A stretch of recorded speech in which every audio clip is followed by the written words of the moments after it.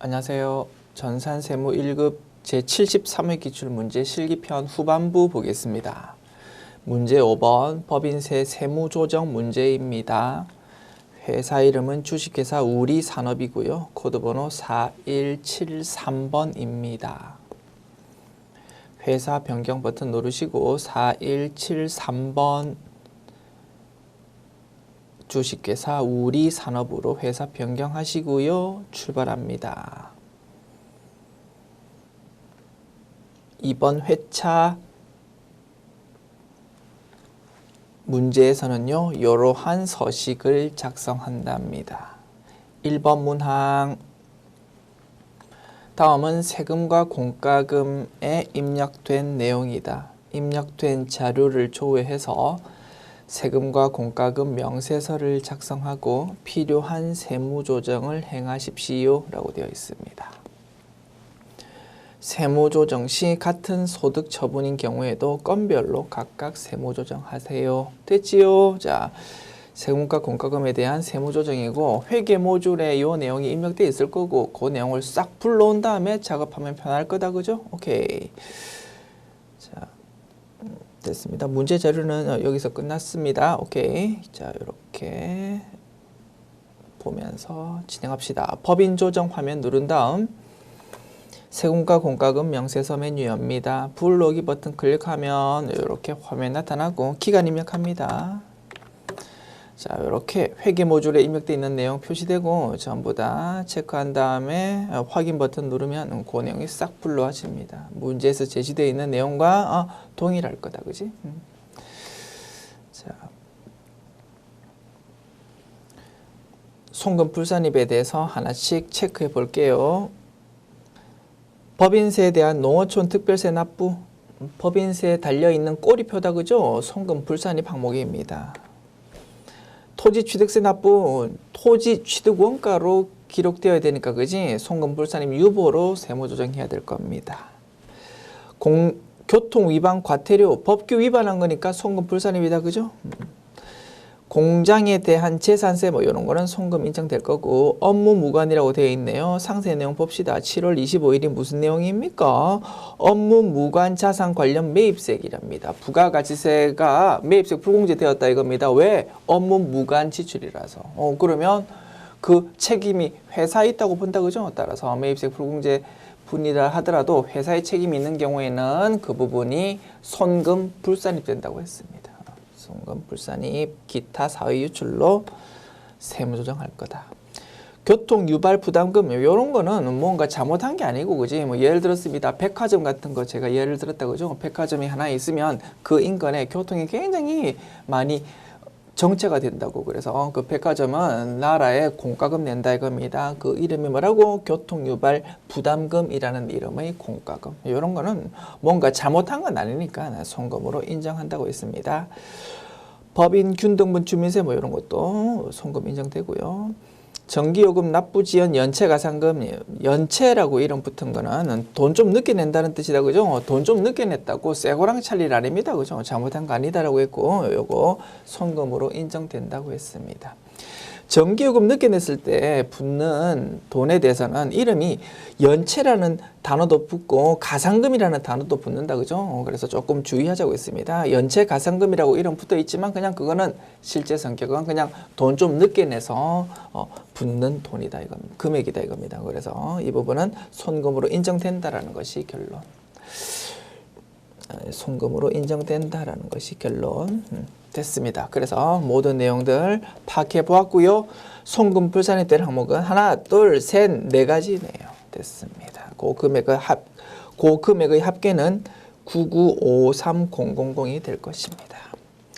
자, 세무조정 합시다. 건별로 세무조정한다고. 법인세에 대한 화면을 이 상태로 딱 놔두고 그죠? 하나, 둘, 셋, 네 가지 항목에 대해서 세무조정 입력하면 되겠네요. 법인세에 대한 뭐 이렇게 검색은 되지만 마음에 별로 안 들거든요. 직접 입력할게요. 법인세에 대한 농어촌 특별세 납부 뭐 이렇게 적어주고 금액 730000 기타 사유 유출이지 뭐. 그 다음 토지 취득세 노원주 특별세 납부라고 뭐 그냥 이름을 적었는데 납부라는 단어 그거는 뭐 굳이 빼도 되겠다 그죠? 이렇게 입력할래요. 자 8750 000 자 소득처분 기타 사유 유출이고 위에 것도 뭐 제목을 고치다 보니까 소득처분이 사라져 버렸다 그죠? 다시 입력하면 되지 뭐 기타 사유 유출로. 자 토지 취득세 입력했고 자 토지 취득세는 소득처분이 유보다 그죠? 플러스 유보의 증가니까 유보 발생이라고 입력해야 되겠습니다. 그 다음에 교통 위반 과태료 123 000 기타 사회 유출이고요. 업무무관이라고 제목 붙여져 있는데 이름이 뭐라고 성격이 뭐라고 업무무관 자산 관련 매입세액이다 그죠? 그냥 업무무관 자산 매입세액이라고 저는 적겠습니다. 금액 350 000 기타 사회 유출로 입력합시다. 됐습니다. 이렇게 하면 모든 세무조정 입력 끝났고 합계 금액은 아래쪽 안내에 나와 있는 것처럼 9953000이 될 것이다. 됐습니다. 종료 버튼 눌러서 보조창 닫고요. 요 메뉴 저장해서 닫읍시다. 2번 문항 당사는 확정급여형, DB형 퇴직연금에 가입하고 있고 장부상 퇴직급여 충당부채 및 퇴직연금 충당부채를 설정하지 않고 있답니다.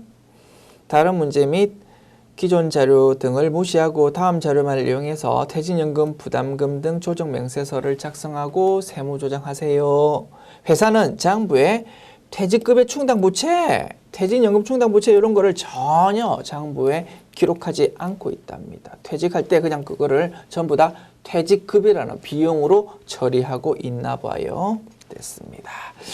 퇴직연금 관련 내역입니다. 퇴직연금 운용자산 기초잔액이 1억 원 있고 불이백 3천만 원, 단기 퇴직금 지급액 2천만 원인데 이렇게 회계 처리했대요. 그 다음에 퇴직연금 운용자산 기말잔액이 115000000이랍니다. 퇴직연금 운용자산 자산이다 그지? 총계정원장 작성해 볼게요. 자산이니까 나의 자리 왼쪽입니다. 기초금액 1억 원. 불입하면은 증가할 거다 그죠? 3천만 원.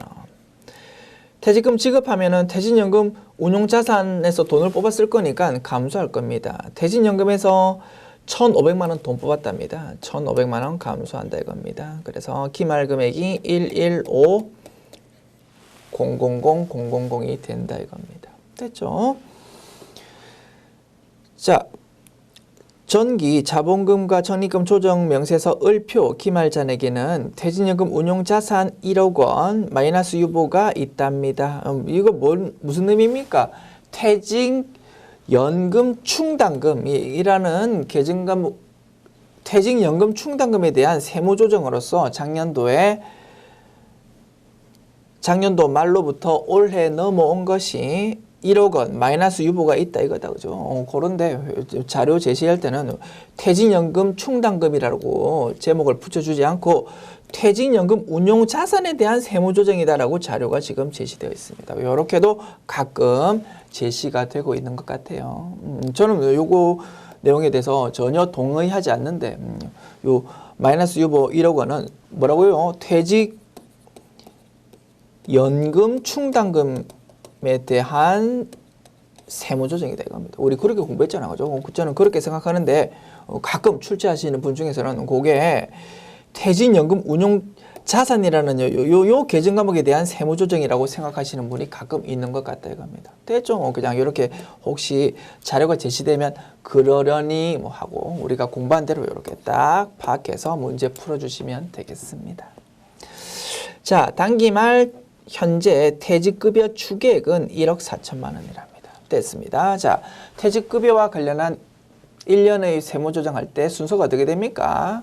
퇴직금 지급액에 대한 세무조정, 그 다음에 퇴직급여 충당 부채 설정에 대한 세무조정, 그 다음이 퇴직연금 충당금 설정에 대한 세무조정, 이런 순서로 이루어지는데, 이 회사는 퇴직급여 충당 부채를 장부에 아예 기록하지 않고 있는 회사니까 두 번째 단계인 퇴직급여 충당 부채에 대한 세무조정은 전혀 필요 없더라 이겁니다. 됐죠? 퇴직금 지급에 대한 세무조정 한 다음에 바로 퇴직연금 충당금 설정에 대한 세무조정으로 넘어가면 되겠다. 자, 퇴직금 지급할 때 회사는 어떻게 회계 처리했습니까?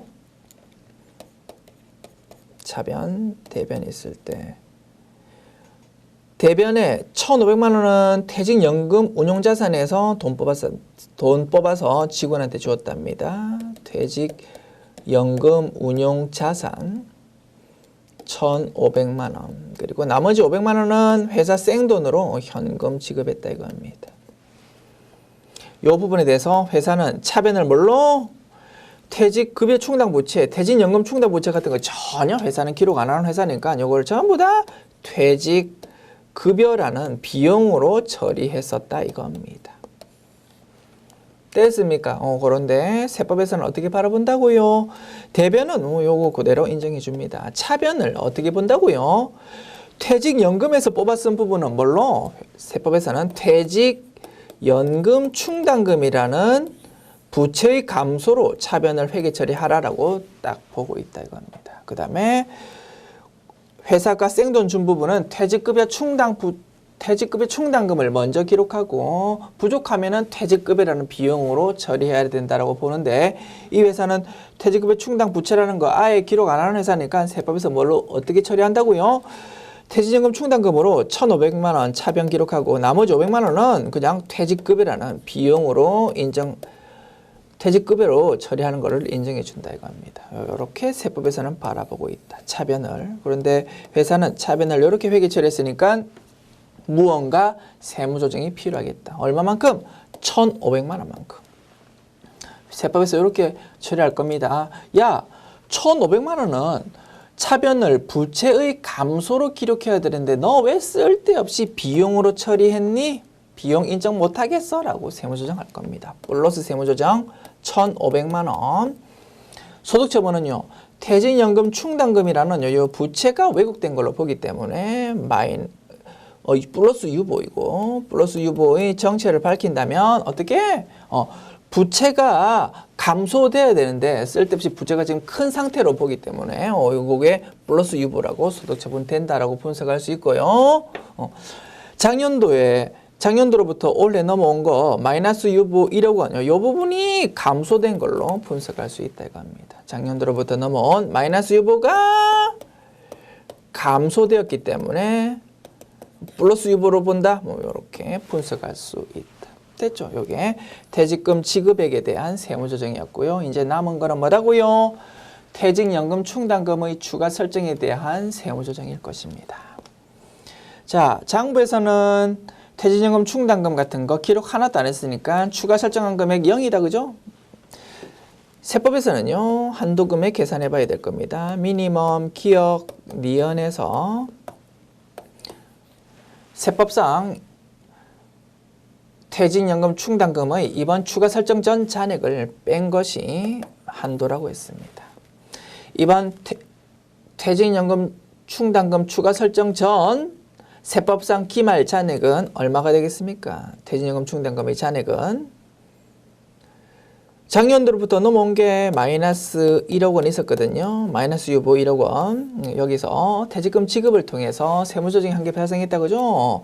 플러스 유보 1,500만 원이 세무조정 되다 보니까 이번 설정 전 퇴직연금 충당금의 세법상 잔액은 얼마? 마이너스 8,500만 원이라고 볼 수 있다 이겁니다. 부채니까 마이너스라고 보는 거고, 그지? 그래서 요 산식에서는 8,500만 원이 이렇게 들어가야 될 것이다. 자, 기억 니은 따져봅시다. 니은은 뭐라고요? 퇴직연금 운용자산의 잔액이라고 했습니다. 115,000,000. 기억은요. 퇴직급여 추계 1억 4천만 원 곱하기 100%에서 세법상 퇴직급여 충당금의 잔액을 뺀 것이 기억이라고 했는데 이 회사는 퇴직급여 충당 부채 자체를 아예 장부에 기록 안 했다 보니까 세법상 잔액도 당연히 0이 될 거다 이겁니다. 따라서 기억 금액은 1억 4천만 원이 될 거다. 됐죠? 자, 요 둘 중에 작은 거는 니은이다 그죠? 그래서 1, 1, 5, 0, 0, 0, 0, 0, 0에서 8,500만 원 뺀 것이 한도가 될 것이고요. 3천만 원으로 계산됩니다. 세법상 한도가 3천만 원인데 회사가 퇴직연금 충당금 설정한 거는 하나도 없으니까 그지? 3천만 원만큼이 한도 미달액이 나오고 퇴직연금 충당금은 신고 조정 항목이었다 그지? 그래서 반드시 한도 미달액을 마이너스 세무조정해야 된다고 했습니다. 마이너스 세무조정 얼마? 3천만 원. 됐죠? 그 다음에 소득처분은 마이너스 유보고 엄밀히 따지면 마이너스 유보의 증가다라고 볼 수 있겠다. 됐습니다. 그래서 플러스 세무조정 1,500만 원 유보, 마이너스 세무조정 3천만 원 마이너스 유보 이렇게 두 가지 세무조정이 나온다라는 것이 이 문제의 결론이다. 됐습니다. 분석 끝났고요. 서식 작성하고 세무조정 입력합시다. 자, 퇴직연금 부담금 등 조정 맹세서 메뉴 열고요. 자, 퇴직연금 예치금 기초금액이 1억 원, 기중 수령 및 해약액 1,500만 원, 납입액 3천만 원. 그래서 기말 금액이 115,000,000 되더라. 그 다음 기초퇴직연금 충당금 등 및 정기말 신고조정에 의한 송금 산입액 얼마라고요? 마이너스 유보 1억 원이었다 그죠? 100,000,000. 그 다음에 기중 수령 해약액은 위에 있는 금액이 자동으로 끌려와 가지고 표시되고요. 그러면 요 17, 18번 란도 자동으로 서식 작성될 겁니다. 자, 추계액 자료 입력합니다. 140 000 퇴직급여 충당금의 기말 잔액 장부금액 0이고 세법상으로도 건드릴 거 없다 보니까 0이 될 수밖에 없다. 그 다음 회사 송금 계상액 0이다 그죠? 이렇게 하면 요 서식 작성 끝났고요. 그래서 우리가 원하는 결론값 손금 산입 3천만 원이라는 금액이 딱 표시됩니다. 그리고 아까 우리 미니멈 기억 니은 빼기 8,500만 원은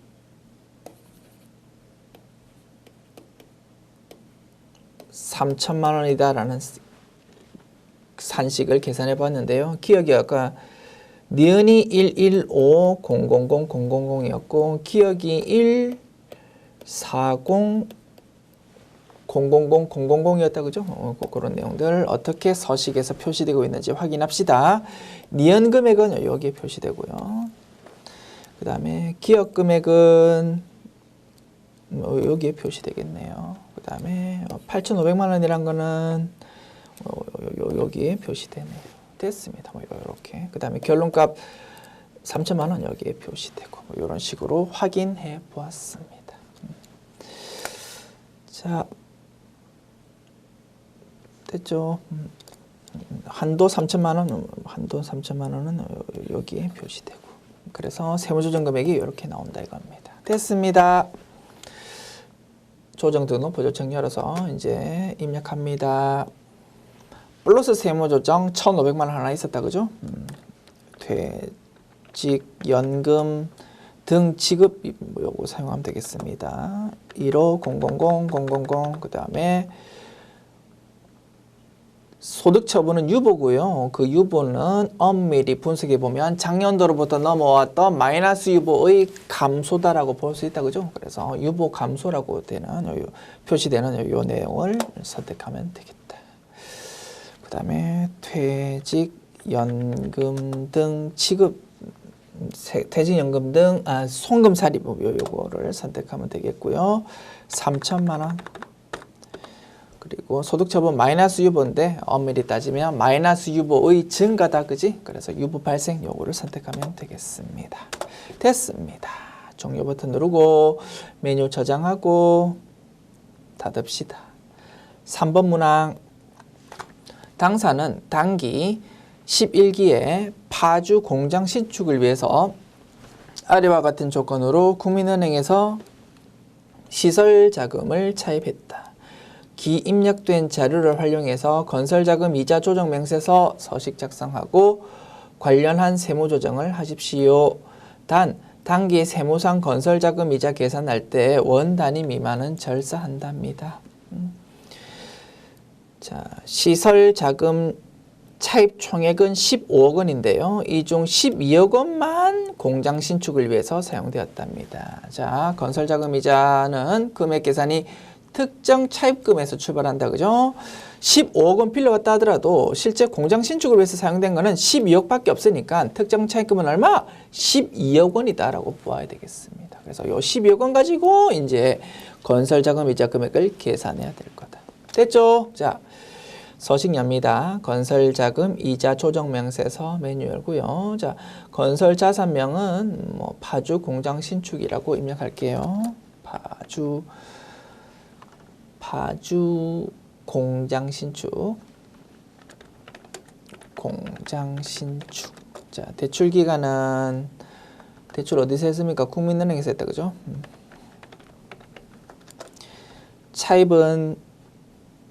차입일이 언제입니까? 자, 차입기간 2018년도 3월 15일부터 2019년도 3월 31일까지 이렇게 차입했답니다.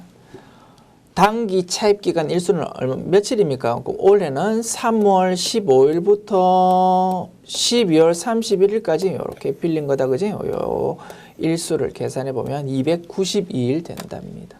됐습니다. 차입일 2018 0315 이렇게 입력하면 되겠고요.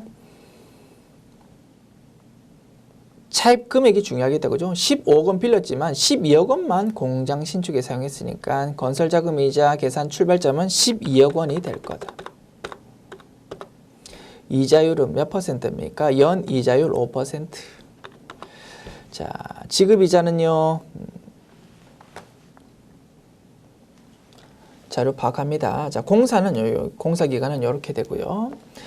제11기 결산 시에 장부상 이자 비용을 6천만 원 기록했답니다. 요 6천만 원은 어떤 금액 가지고 금액 계산한 겁니까? 15억 원 가지고 금액 계산한 겁니다. 15억 원 빌려왔고 연 5% 이자고 요게 이제 365일에 대한 부분이고 실제 차입기간은 올해 차입기간은 290일이니까 그지? 365분의 292 뭐 이렇게 계산하면 열심히 계산하면 6천만 원 톡 튀어나올 거라고 그렇게 장부의 이자 비용으로 기록했는데 우리가 건설자금 이자 금액을 팔라내야 되는데 그 출발점은 얼마라고? 15억 원이 아니고 12억 원이다 이겁니다. 그래서 서식 작성할 때는 12억 원 기준으로 작성할 수밖에 없고 그러면 금액을 새로 계산해 볼 수밖에 없다. 됐습니까? 12억 원 곱하기 5% 여기에 365일 분이고 곱하기 365분의 292 뭐 이렇게 계산한 금액이 여기 서식에 입력될 거라고. 됐습니까? 자, 12억 원 곱하기 5% 곱하기 292 나누기 365 하면은 4,800만 원 나옵니다. 요거를 서식의 동그라미 10번이라고 되어 있는 요란에 적어준다. 준공일은 언제입니까? 공사 끝나는 날은 2019년도 12월 31일이네요. 그죠? 2019년도 12월 31일. 자, 대상 일수, 공사 일수는 자, 돈을 3월 15일 날 빌렸지만 공사가 6월 1일에 시작되었답니다. 자, 건설자금 이자 금액을 계산하려면 그 기간이 언제여야 된다고요? 공사 기간 중에 발생한 이자 비용이어야 된다고 했습니다. 따라서 건설자금 이자 금액을 우리 세무조정이 필요한 건설자금 이자 금액을 계산하기 위해서 일수는 어떻게 계산해야 된다고요? 6월 1일부터 계산할 수밖에 없다 이겁니다. 됐죠? 그래서 동그라미 10번 금액에 4,800만 원 적혀 있지만 요 금액 자체를 지금 세무 조정해야 되는 건 아니고 공사가 시작된 6월 1일부터 12월 31일까지 일수로는 214일이라고 그러네요. 요 일수 가지고 금액을 다시 계산해서 그 금액을 세무 조정해야 될 거다. 아시겠죠? 이렇게 시험이 출제되었네요. 그래서 서식 작성이 별게 없고 너무 쉽다 보니까 항상 문제 출제될 때 이렇게 두 가지를 물어보는 것 같습니다. 총 빌려온 금액은 요거지만 그중에서 요 금액만 공사에 사용되었다. 뭐 이런 식으로 출제되고 그러면 서식에다가 요 금액을 적어야 된다. 그지? 차입을 요때 했지만 공사 자체는 요때 시작됐다고 그러면 세무 조정해야 되는 금액은 공사 시작한 기간 요거부터 계산해야 될 거다 이겁니다. 이런 식으로 두 가지 포인트를 물어본다. 아시겠죠? 자, 그래서 공사 일수 여기는 214일 적어주고요. 세무조정 필요한 금액을 이제 다시 계산할 수밖에 없다.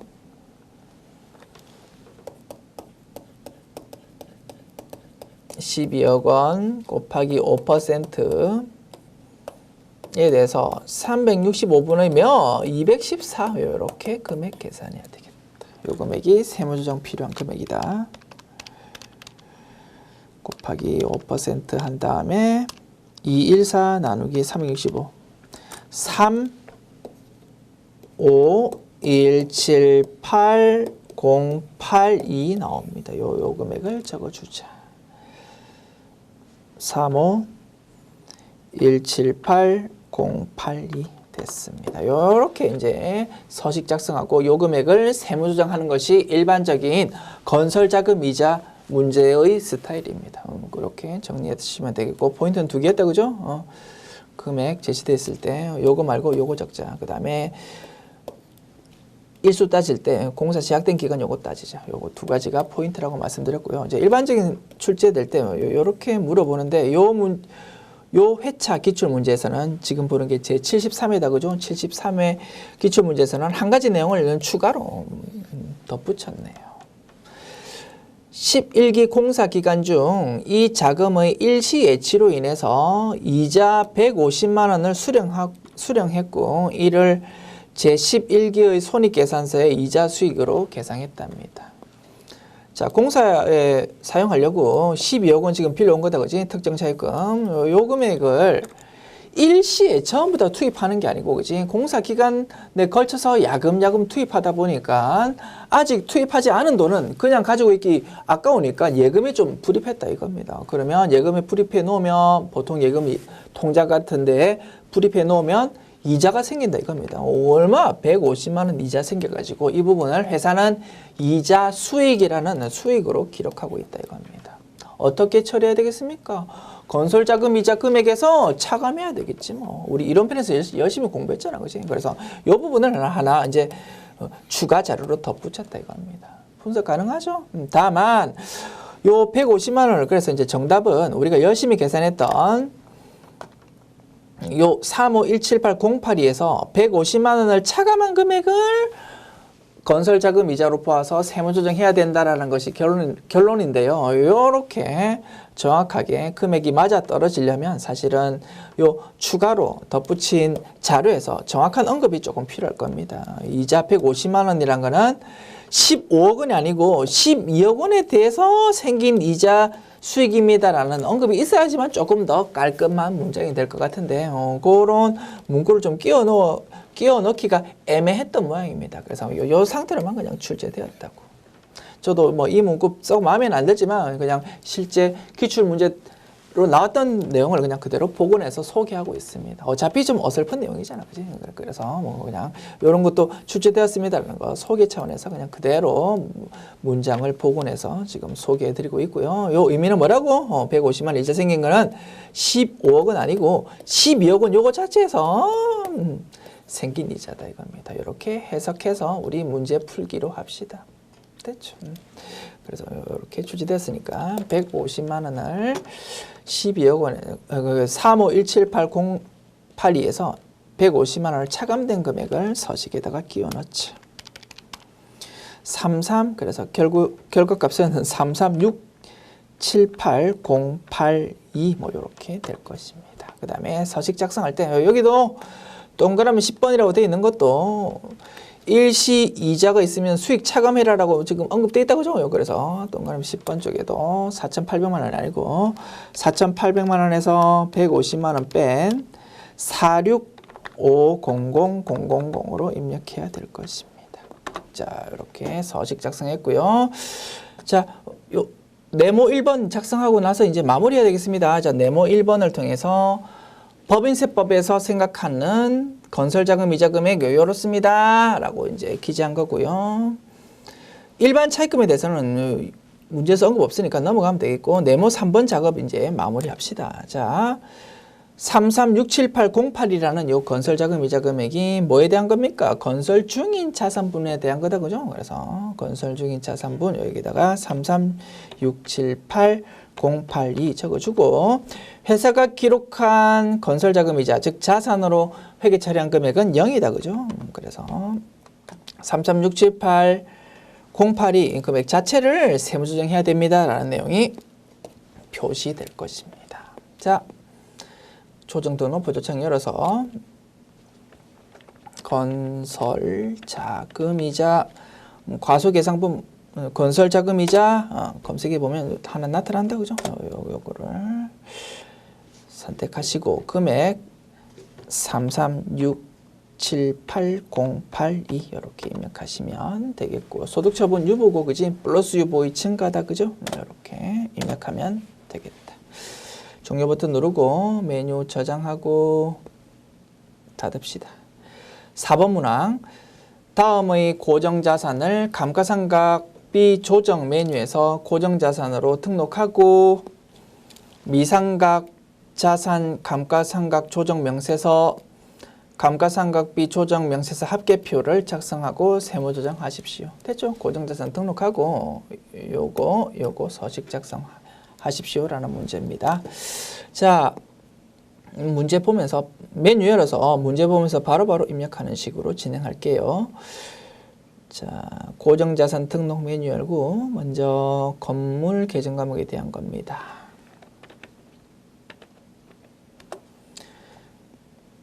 코드번호 001번 0001번 자산명은 공장, 취득연월은, 자, 저도 자료 보면서 입력할게요. 자, 취득연월일은 2013년도 1월 15일. 상각방법은 정해법이다, 그죠? 오케이. 취득가액 10억 원.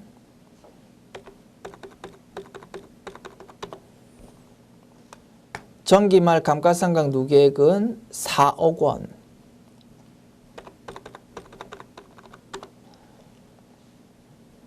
단기 감가상각비 계상액은 0이고 기존 내용연수 40년 경비 제조라고 되어 있습니다. 40년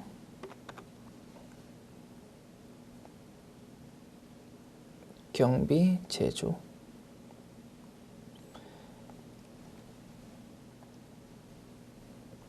건물의 경우 일반적으로 맨 아래쪽에 동그라미 20번 란에 적는 요 어디에 해당하는지, 그지? 뭐 연화조인지 철근 콘크리트 존지 뭐 요런 내용이 일반적으로 제시가 되는데, 요 문제는 그런 부분에 대해서는 언급 없으니까 공란으로 비워두시면 되겠네요. 됐습니다. 자, 건물에 대한 승강기 설치 비용, 자본적 지출에 해당한답니다. 자, 요 3,600만 원을 단기 수선비라는 비용으로 지출했답니다. 뭐 단골 매너다, 그죠? 자본적 지출에 해당하는 부분을 비용으로 처리했다. 뭐 즉시 상각의제 규정이 적용된다 이겁니다. 다만 즉시 상각의제 규정을 적용하기 전에 특례 규정이 있었다, 그죠? 특례 규정이 혹시 해당하지 않는지 테스트 해보자. 자, 수선비의 경우 소액 수선비 규정이 있었다, 그죠? 자본적 지출을 하더라도 수선비라는 비용으로 처리했을 때 그냥 인정해 주는 특례가 있었다. 특례 인정받으려면 그 금액이 300만 원 미만이거나 300만 원 미만 아니다. 그죠? 또는 전기 말 장부 금액의 5% 미만이면 된다라고 했습니다. 전기 말 장부 금액 얼마입니까? 10억 원 빼기 4억 원, 6억 원 되겠습니다. 6억 원 곱하기 5% 얼마요? 6억 원 곱하기 5% 3천만 원 나옵니다. 3천만 원 미만이면 괜찮은데 3,600만 원. 아이고 요거 특례 규정 안 되겠구나라는 것이 결론이다. 됐죠? 따라서 즉시상각 의제 규정이 적용될 수밖에 없고 두 단계가 작업이 된다. 그죠? 먼저 취득 원가에 합산해야 되고 3,600만 원. 그 다음에 회사 계상액에 합산해야 되고 됐습니다. 이 두 가지 작업을 해주자.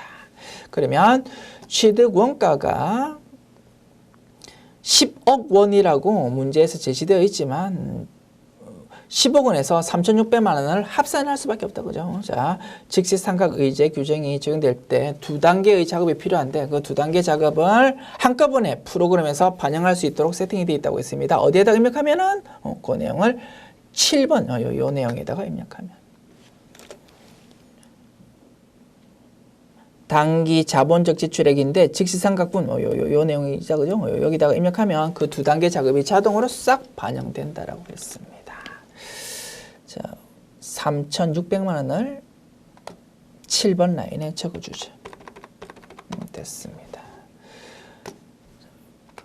이렇게 하면 프로그램에서 자동으로 한도 시부인 계산이 싹 될 거다. 자, 그 다음에 회사 계상액에는 얼마 적으면 된다고요? 자, 회사가 인식한 감가상각비는 시부인할 때 장부에 기록되어 있는 감가상각비랑 0원이다. 그죠? 즉시상각 의제 3,600만 원이랑 두 개 합한 3,600만 원이 회사 계상 감가상각비다라고 보고 한도 시부인 해야 되는데 그런 거는 프로그램에서 다 반영해 주고 우리 서식 작성할 때는 요 회사 계상액에는 한도 시부인할 때 처리하는 회사 계상액에서 7번 라인, 즉 7번 라인에 적혀 있는 금액을 뺀 금액을 요 회사 계상액에다가 적어준다고 했습니다. 그래서 결론값은 얼마라고? 한도 시부인할 때 회사 계상액으로 보는 3,600만 원에서 7번 라인에 적혀 있는 거 3,600만 원 빼면 0원이 될 수밖에 없다. 됐죠? 13번 라인에는 0원을 적어준다. 그래서 상수 수정 버튼 눌러서 0이라고 그대로 적어주면 되겠다. 됐습니다.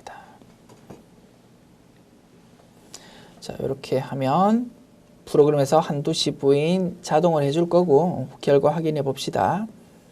미상각 자산, 감가상각 조정 명세서 메뉴 열어서 유형자산 정액법 탭 눌러서 불러오기 버튼 누르면 조금 전 입력한 내용이 쭉 불러와질 것이고 상각 부인액이 얼마가 나옵니까? 1010000으로 계산되어서 표시됩니다. 자, 결과 확인해 볼까요? 검산해 봅시다. 자, 즉시 상각 의제 규정이 적용되었다. 그죠?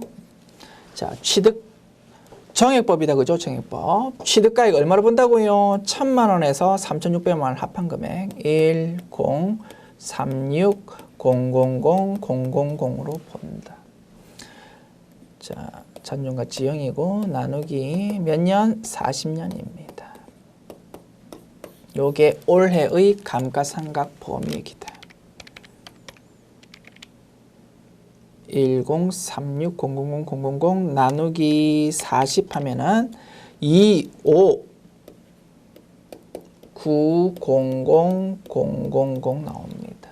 요게 상각 범위액이고 회사 계상 감가상각비는 얼마를 본다고요? 장부에 적혀 있는 감가상각비 0원하고 즉시상각 의제 규정 적용되는 3,600만 원을 합한 3,600만 원이라고 본답니다. 요 두 개 비교해 보니까 한도 초과액이 나온다. 그죠? 상각 부인액 나올 수밖에 없고 얼마? 3,600만 원에서 2,590만 원 뺀 1010000 나옵니다. 됐습니다. 이렇게 검산까지 해보았다. 됐죠? 자, 그 다음 기계장치 입력합시다. 기계장치에 해당하는 밀링. 자, 계정 과목은 기계장치구 코드 번호 0002번 밀링이라는 자산이고요. 취득기한일 2016년 3월 22일 2016-0322. 자, 상업방법 정율법이고 그치? 그 다음 기초금액은 취득가액 6천만 원. 기초 감가상각 누계액, 정기말 감가상각 누계액은 2천만 원.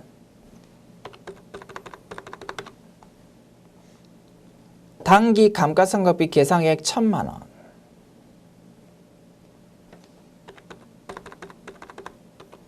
됐죠?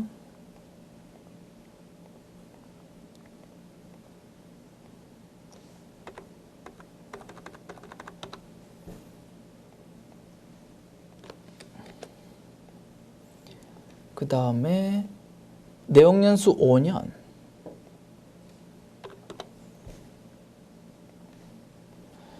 경비 제조. 됐습니다. 이렇게 입력했고 아래쪽 내용 파악합시다.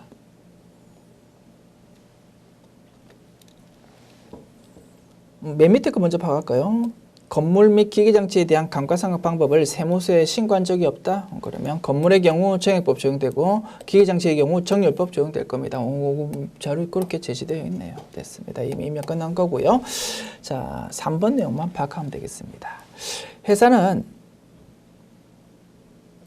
밀링 기계장치에 대한 정기분 심부족액에 대해서 다음과 같이 수정 분기했답니다. 차변의 정기오류 수정 손실 1,500만 원, 대변의 감가상각 누계액 1,500만 원.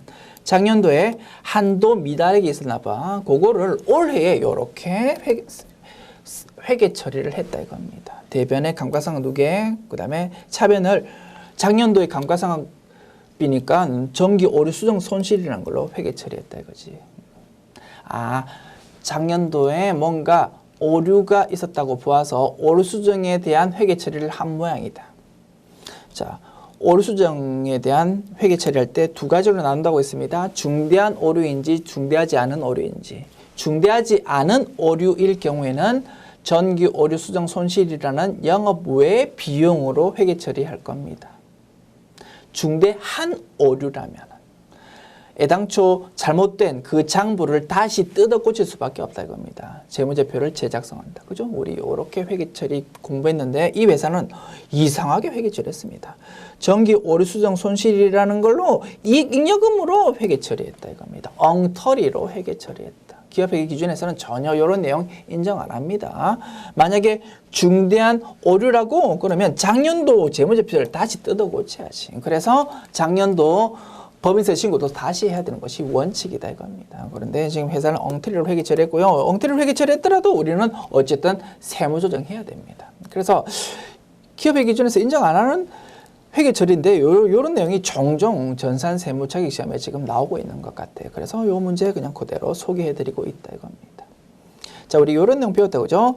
정기 오류 수정 손실이라는 영업의 비용 또는 유형자산 손상 차손이라는 영업의 비용 이런 걸로 처리했더라도 회사가 감가상각비로 인식한 걸로 보아서 감가상각 시부인해야 된다라는 내용 배웠다고 그죠? 그 내용을 물어보는 거랍니다. 따라서 결론은요.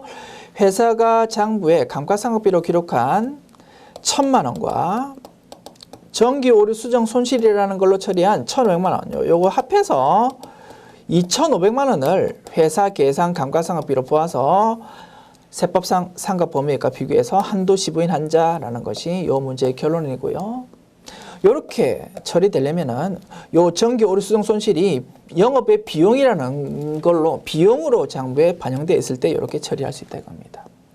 그런데 이상하게도 장부는 정기 오류 수정 손실에 대해서 이익잉여금으로 지금 회계 처리한 거다 그죠? 그러면 어떻게 하면 됩니까? 요거를 마치 비용으로 처리한 걸로 보기 위한 선행 세무조정이 필요하다 이겁니다. 이러한 유사한 로직의 세무조정 여러 번 해봤다 그죠? 어떻게 하면 된다고요? 비용으로 자본 계정 과목으로 처리되어 있는 거를 마치 비용으로 처리한 걸로 보기 위해서는 어떻게 해요? 일단 이 부분을 마이너스 세무조정한다 이겁니다. 마이너스 세무조정 1,500만 원 이렇게 하고 세무조정을 어떻게 해요? 기타 세무조정으로 한다. 됐죠? 자산 부채가 왜곡된 거 아니고 돈을 누가 가져간 것도 아닙니다. 따라서 세무조정은 기타가 될 수밖에 없고 이렇게 우리 이해하자고 했죠. 세법에서는 순자산 증가설로 과세 대상 소득을 파악하기 때문에 자본을 줄이는 것도 비용으로 처리한 것과 유사하다라고 본다 이겁니다. 그래서 일단 이렇게 선행 작업으로 세무조정한 다음에 이렇게 처리할 수 있는 거다. 됐습니다. 자, 그래서 일단 요 세무조정 먼저 해놓고 나서 이제 요렇게 감가상각 시부인 작업을 하면 되겠다.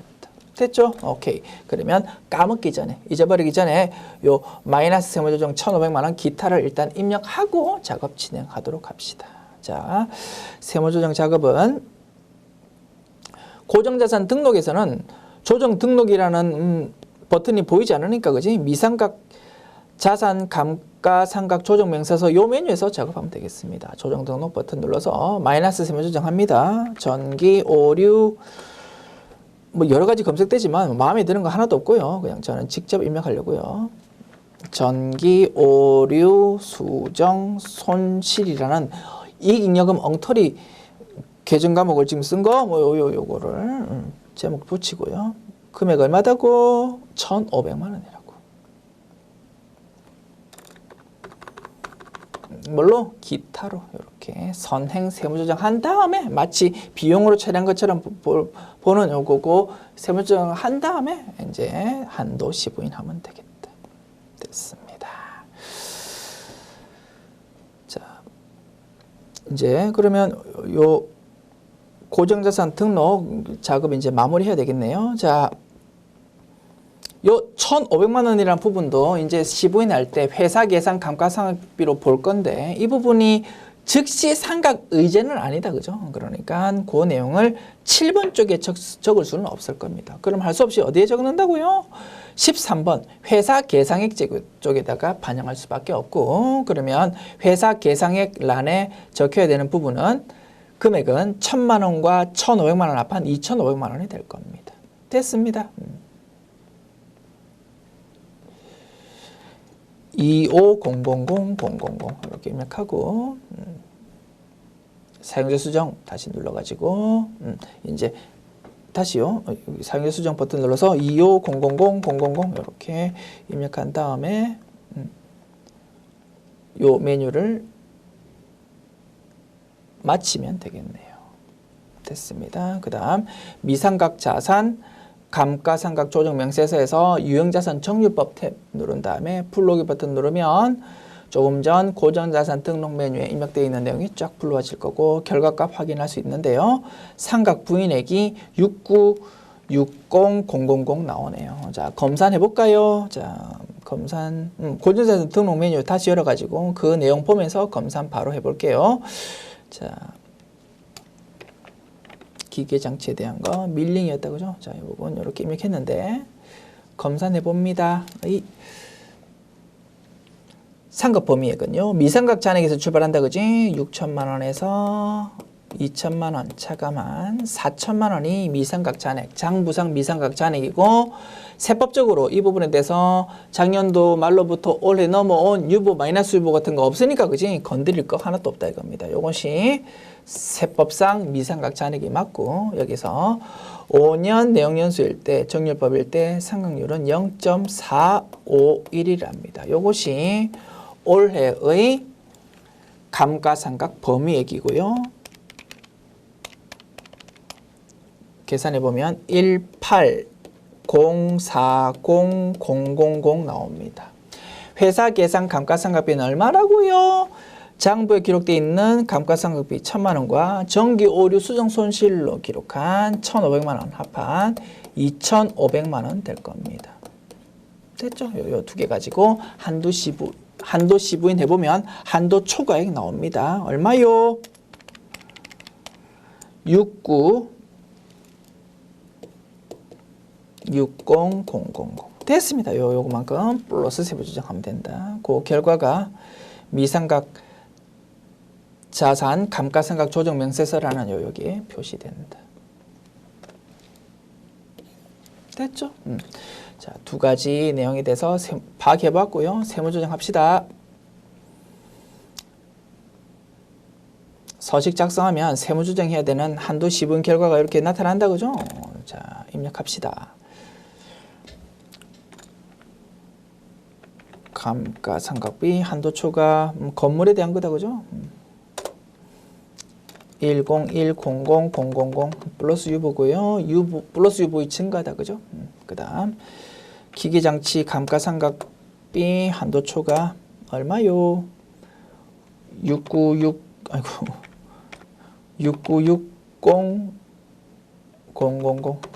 플러스 유보고 플러스 유보의 증가니까 유보 발생 선택하면 되겠다. 됐습니다. 이렇게 하면 이 문제에서 요구하고 있는 하나, 둘, 셋, 세 가지 세무조정 모두 끝났고요. 종료 버튼 누르시고 메뉴 닫으시면 되겠고, 이 문제에서는 감가상각비 조정명세서 합계표도 작성하라고 요구하고 있으니까 그지? 합계표라는 서식 열어서 불러오기 버튼 한번 클릭해 주면 되겠습니다. 그러면 우리가 열심히 계산했던 결과 다시 한번 확인할 수 있고요. 자, 이 내용을 저장 버튼 눌러서 저장하고 메뉴 닫으시면 되겠다. 5번 문항 봅시다. 다음 자료를 이용해서 자본금과 적립금 조정 명세서 을을 작성하십시오. 단 기존 자료 및 다른 문제 내용은 무시하고 아래 자료만을 이용하도록 하고요. 세무 조정은 생략한답니다. 됐습니다.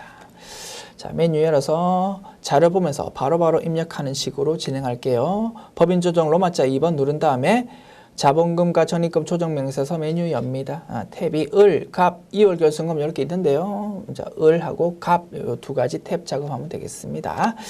자, 정기말 자본금과 적립금 조정 명세서 을 잔액은 다음과 같답니다. 기초금액이다. 그죠? 적어줍시다. 성급비용.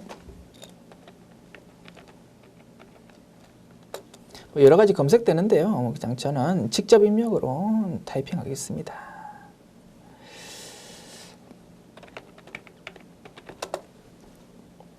플러스 유보 82만 원이다. 그죠? 플러스 820000 입력하고. 건물 감가상각비 한도 초과. 건물 감가상각비 한도 초과. 아이고. 한도 초과. 2200만 원 플러스 유보다. 그지? 이렇게 기초금액 입력했고요. 자, 단기 중 유보금액 변동 내역은 다음과 같답니다. 선급비용은 전액 2018년도 1월부터 3월에 해당하는 부분으로 정기 말에 송금불세임 유보로 세무조정되었었답니다. 이 부분 해당 기간이 올해 사업년도가 쭉 시간이 지나면서 요 해당 기간이 딱 지나버리니까 반대 세무조정을 하면 되겠다. 그죠? 작년도로부터 넘어온 플러스 유보를 없애야 되니까 마이너스 세무조정 할 거고 소득처분은 마이너스 유보가 된다 이겁니다. 그 마이너스 유보는 작년도로부터 넘어온 플러스 유보의 감소라고 분석할 수 있다. 그죠? 그래서 이 내용은 을표에서 플러스 유보의 감소 여기에다가 기록을 하게 될 거다. 그 다음 건물에 대한 감가상각비 세무조정 결과 단기에 시임 부족액 1000만 원이 발생했답니다. 한도 미달액이 1000만 원 생겼다고요? 일반적으로는 한도 미달액 그냥 소멸되어 버리지만 정기로부터 넘어온 한도 초과액 플러스 유보가 있다면 한도 미달액 범위 내에서 마이너스 세무조정할 수 있다고 했습니다. 2200만 원과 1000만 원 둘 중에 작은 금액은 1000만 원이다. 그죠? 그래서 1000만 원에 대해서 마이너스 세무조정, 소득처분은 마이너스 유보가 될 거고요. 그 마이너스 유보는 작년도로부터 넘어온 플러스 유보의 감소라고 분석할 수 있다. 그죠? 그래서 을표에는 1000만 원만큼이 플러스 유보의 감소 이렇게 기록될 겁니다. 그래서 2200만 원 플러스 유보 중에서 1000만 원만큼이 올해에 감소했으니까 1200만 원이 기말 유보 금액으로 남을 것이다. 그 다음 재무상태표 상 자본 변동 내역은 재무회계 재무상태표를 조회하도록 하고 손익계산서상 법인세 비용이 법인세 과세 표준 및 세액 신고서상 법인세보다 법인세는 50만 원, 지방소득세는 5만 원 작게 계상되었답니다. 정기부는 고려하지 마십시오. 장부에 법인세 비용이라는 비용이 기록되어 있는데 그 금액이랑 실제 세금 신고 통해서 납부하는 금액이랑 비교해 보니까 장부에 적혀있는 법인세 비용이 실제 납부하는 금액보다 작더라 이겁니다. 법인세 비용 금액보다 생각보다 더 많이 돈이 지출되니까 그지? 세법상 자본금액 계산할 때는 마이너스로 반영돼야 된다. 그죠? 그 내용을 손익미계상 법인세 쪽에다가 입력하면 될 것이다.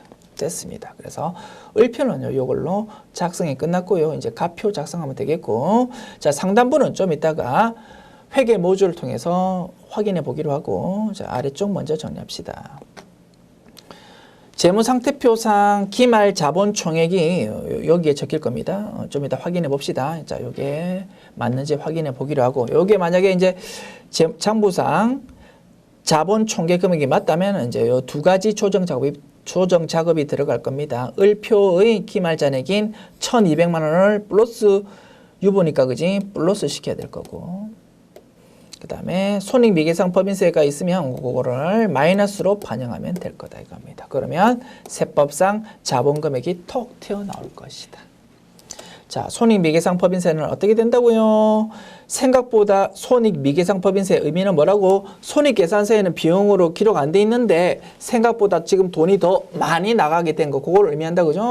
그거를 의미하는 거니까 단기 중 증감에서 증가 쪽에다가 5만 원, 50만 원과 5만 원만큼 생각보다 지금 돈이 더 많이 지출되게 되었으니까 그지? 요거를 50만 원과 5만 원을 플러스로 여기에 기재하면 될 것이다.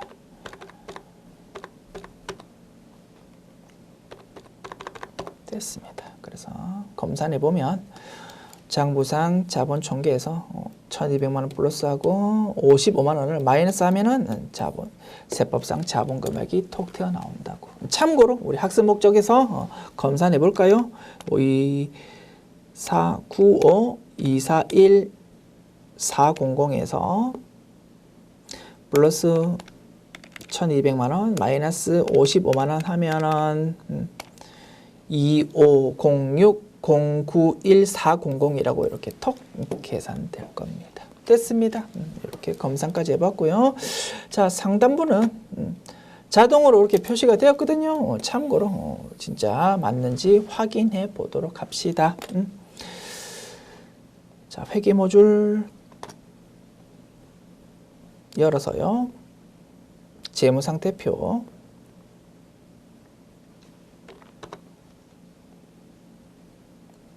이익영업처분 계산서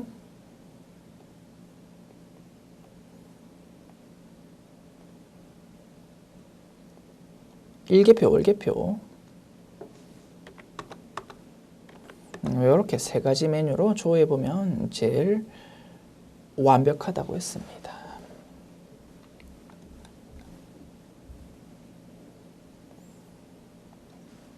자, 일단 결과금액 먼저 확인합시다. 재무상태표상 기말 자본 총계가 얼마입니까? 2495 241400입니다. 2495 241400 됐죠? 요게 가표 상단부에 적혀 있는지 먼저 확인합시다. 2495 241400 됐습니다. 요게 제일 중요한 금액이라고. 요거 맞다라는 거 확인했고요. 이제 나머지 내용들 그냥 한번 재미삼아 확인해 봅시다.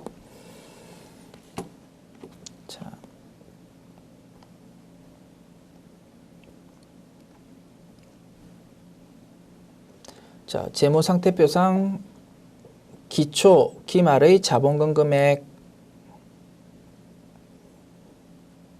자, 이렇게 하면은 동시에 보여지나? 잠깐만, 이렇게 해볼까? 오케이, 자, 그죠? 요 금액, 기초 기말 금액 확인했고요. 단기 증감분은 더블 클릭하면 확인할 수 있습니다. 유상증자를 해서 이렇게 회계 처리해서 1억 원만큼 자본금이 증가했구나. 됐습니다. 그 다음에 자본 잉여금에 대해서 기초 기말 금액 나와 있다, 그죠? 자본 잉여금. 대해서 기초 기말금액 이렇게 확인할 수 있고요. 증가 감소 부분은 해당 전표 더블 클릭해서 확인할 수 있습니다. 자기 주식 회계 처리를 통해서 이렇게 자본 잉여금에 해당하는 자기 주식 처분 이익이라는 거 200만 원이 증가했네요. 됐습니다. 그 다음 자본 조정에 대해서도 확인할 수 있습니다. 그죠? 마이너스 650만 원이 기초금액이고 마이너스 350만 원이 기말금액이고 증감에 대해서는 더블 클릭하면 전표 통해서 확인할 수 있다. 그 다음 이익잉여금, 이익잉여금에 대해서는 이익잉여금 그죠? 기초 기말에 대해서 이렇게 기타 포괄손익 누계액은 변동이 없네요. 기초 기말 금액이 마이너스 100만 원 이렇게 기타 포괄손익 누계액 그죠? 변동이 없고 이익잉여금에 대해서는 이렇게 기초 기말 금액이 있는데 증감에 대해서는 우리 프로그램에서는 이익잉여금 중에서 미처분 이익잉여금 이게 제일 중요할 건데 그지? 미처분 이익잉여금 계정 과목을 기중회계 처리할 때는 2월 이익잉여금 계정 과목으로 쓰고 기말 재무상태표 작성할 때만 요 미처분 이익잉여금 계정 과목을 쓰다 보니까 전표 내용을 조회했을 때는 프로그램에서 조금 프로그램이 익숙하지 않으신 분들은 그 분계 내용을 조금 파악할 때 조금 어려움이 있다라고 했습니다. 그래서 우리는 이익잉여금 처분계산서 요것도 이제 조회 보는 것이 조금 편하다라고 말씀드렸고요. 참고로 확인해 봅시다. 자,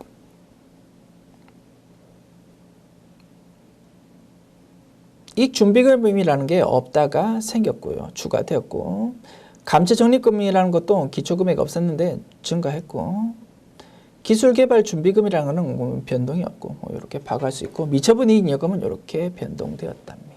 됐죠? 그 다음에 상세 내용은 전표 내용 확인할 수 있고 자, 이익잉여금 처분계산서 봅시다.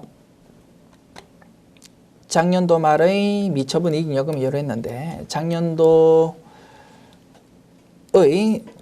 회계 기간에 대해서 추조총회 열려가지고 요렇게 이익 처분하는 걸로 결의했답니다. 이익준비금 적립 현금 배당, 사업 확장 적립금 적립 이렇게 4,200만 원만큼 이익 처분하기로 했답니다.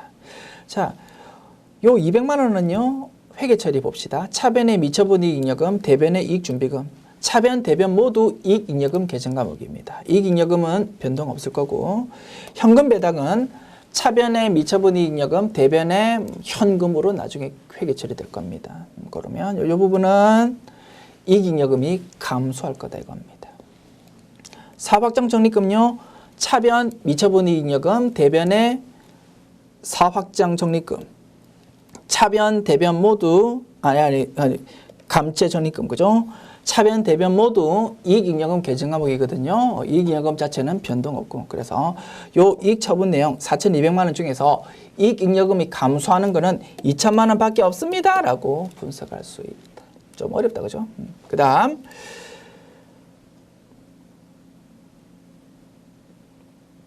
정기 2월 미처분 이익잉여금은 요 서식 맨 하단에 있는 요 내용이 그냥 자동으로 이렇게 끌려오는 것이고요. 자, 일반적으로 미처분 이익잉여금이 증가하는 이유는 단기 순이익 요거 하나밖에 없을 겁니다. 그런데 이 회사는 이상하게 회계 처리한 거 하나 있었잖아. 그지? 정기 의료 수정 손실을 이익잉여금으로 회계 처리한 게 하나 있었다 이겁니다. 그게 1,500만 원. 그러면 회계 처리할 때 차변을 이익잉여금으로 회계 처리하다 보니까 이익잉여금이 감소하는 거였다 이겁니다. 그래서 이 회사는 이익잉여금이 감소하는 거는 1,500만 원과 2천만 원 현금 배당 요 합한 3,500만 원이 감소하는 금액이랍니다. 됐죠? 그런데 3,500만 원을 감소하는 금액으로 적고 싶은데 왜 5802000 적혀 있지? 보니까 실무에서는 이런 것도 인정된다고 했습니다. 기초 이익잉여금, 기말 이익잉여금 이렇게 우리가 파악할 수 있는데 재무상태표 보고 요 증감 내역을 디테일하게 따져보기가 너무 어렵잖아, 그지? 그러니까 과거에는 실무적으로 세법에서는 요 상단부는 크게 관심이 없거든요.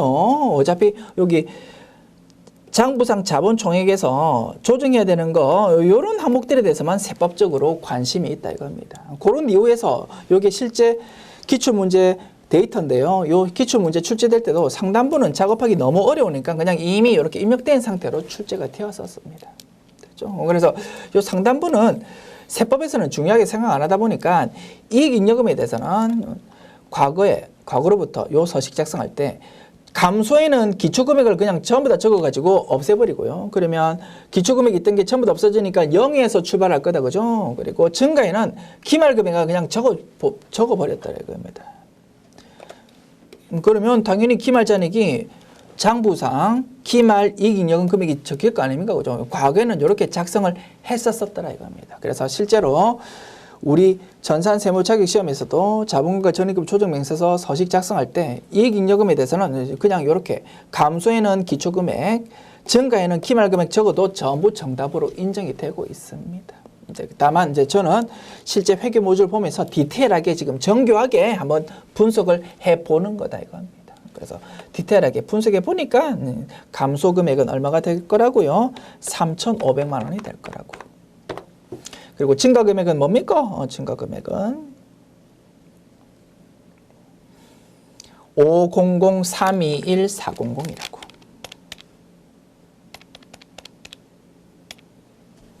500-321-400.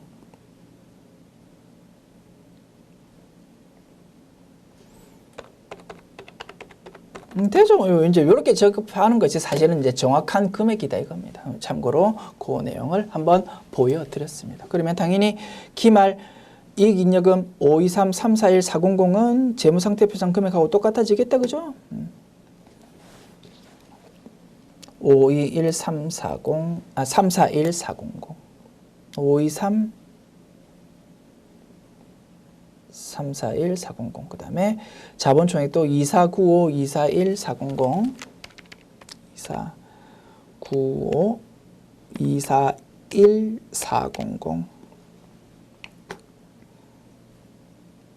그죠? 요 금액이 제일 중요한 금액이라고 했습니다. 요게 어쨌든 맞아야 되잖아. 장부 금액이랑 2495-241-400 맞는지 다시 한번 확인합시다. 2495-241-400 됐습니다. 요게 이제 제일 중요한 금액이다. 됐습니다. 이렇게 정확하게 요 서식 상단부를 작성하는 것까지 한번 보여드렸습니다. 됐습니다. 메뉴 저장하고요. 닫으시면 되겠다. 열려있는 메뉴 전부 닫아버릴까요? 오케이. 자, 지금까지 제73회 기출문제 풀어보았습니다. 수고하셨습니다.